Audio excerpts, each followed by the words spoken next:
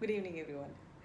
Today's class we are going to see about current electricity. In the previous session we saw about static electricity. Today we'll see a bit of current electricity. How is it different and what are the points that you need to remember for IGCSE examination. Now, first thing in current electricity is the definitions of the key terms: potential difference, current, resistance. You need to know. Resistance is the opposing force for the charges that flows through any material. Current is the rate of flow of charge. Potential difference is, if you want to see it in terms of the energy, then it is the energy supplied to each coulomb of charge by the power supply also, or between any two points. So I'm not going into detail about those definitions. You learn it from the glossary of terms. All right. Now, I've written Ohm's law. Now here there are a bit of confusions. Students are not very clear about what do you mean by constant resistance or what do you mean by fixed resistance and so on. I'll stress on that, and also what you need to know in terms of IGCSE curriculum. We'll see. All right. Now, Ohm's law, I'll tell you the statement, then I'll tell you what each term or what the special clause means. The complete statement is the potential difference is directly proportional to the current flow. That is, V is proportional to I. Most of the students remember only till there. They just, if you ask them the statement of Ohm's law, they just say V is proportional to I. That's not it. The clause, that is where you have to stress on, or you have to keep that in memory. I repeat this complete statement. The potential difference is directly proportional to the current flow, provided the temperature and other physical conditions remain constant. That's very important, because temperature and other physical conditions. So what do you mean by these? Which means Ohm's law will not be true for any condition. There is a particular situation where, or only when, this V is proportional to I. Got it? Because once you start learning about current electricity, you tend to believe, or you come to the misconception that V is always proportional to I. No, it's not. Right? It will only be true if you have certain conditions that are satisfied. I'll tell you an example. You may have conducted experiments and analyzed the graph between V and I. Right? You get a straight line. What does that represent? We have seen it in Unit 6, the paper 6. If you get a straight line passing through the origin, yes, V is proportional to I is true. But will you always get such graph for V and I relationship? No. You may get graphs which curve upwards or which curve inwards and so on. There are possible graphs for graphs as such curves. So what do they represent? Now, we'll take a simple example, fixed resistor. All right, fixed resistor means what? You can get it from the shop. It will be rated as 100 ohms or 200 ohms. There are standard values. You can buy it for, a lot of range of values are available. Now, when I buy from a shop, I connect it to a power supply, right? Will I be sure that 100 ohm resistance will be constant for any given circuit? It will not be. They also will specify the current flow. Now, if I keep it on for a longer period of time, and if the material gets heated up, I repeat, if the material that you connect gets heated up, then the resistance will change.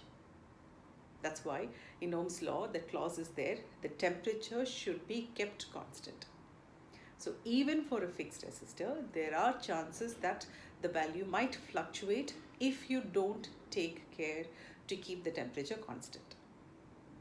You get what I'm saying? So the temperature of the particular component must be kept constant for you to get the resistance value to be constant. Now, what does he mean by other physical conditions? Now, in that, you can have not only temperature, there are various other factors that influence the resistance of a material. For example, light intensity. But see, it's not like all materials will get affected by light. No, there are semiconductors, certain materials get affected, or their conductivity, electrical conductivity gets affected when the light intensity varies. Do you get it? So these materials, when they are exposed to light, as I said, these semiconductors, when they are exposed to light, the variation in their light intensity will also have an effect of the resistance. Like this, there are various other factors like atmospheric pressure, humidity, etc. So as I said, based on the particular material, this will have an influence. All right. So we cannot say V is always proportional to I, but only under certain conditions. So Ohm's law will be complete only if you specify those clauses. All right.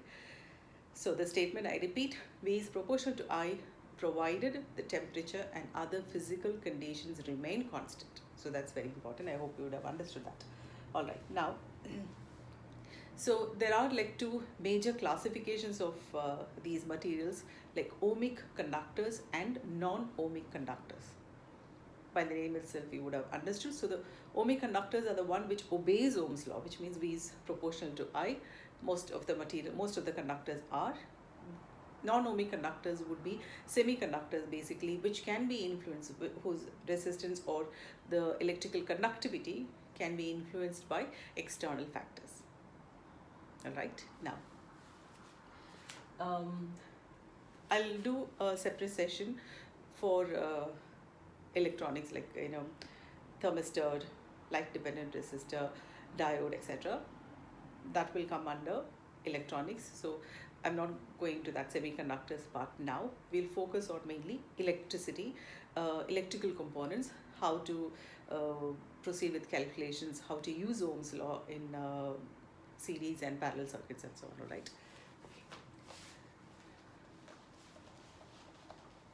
Now, if you have a filament bulb,